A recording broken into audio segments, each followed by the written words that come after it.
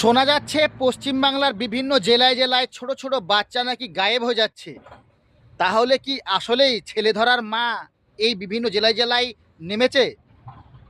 প্রত্যেক গার্জেনকে বলবো তাদের নিজ নিজ বাচ্চাকে খুব যত্ন সহকারে রাখবে এবং দায়িত্বে মানে রাখবেন, খেয়াল করে রাখবেন যেন এই ছেলে ধরা মায়ের হাতে যেন না লাগে।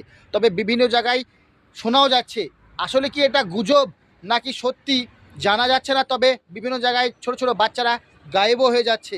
তো তো সবাইকে বলবো সতর্ক থাকবেন, ভালো থাকবেন আর নিজ নিজ দায়িত্বে থাকবেন।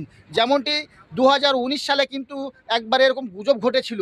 এই গুজবে অনেকের ক্ষতি হয়েছিল কিন্তু। তো গুজব ঘটাবেন না। বা মানুষ এমনিতে আতঙ্কে আছে, এসআইআর নিয়ে আতঙ্কে আছে।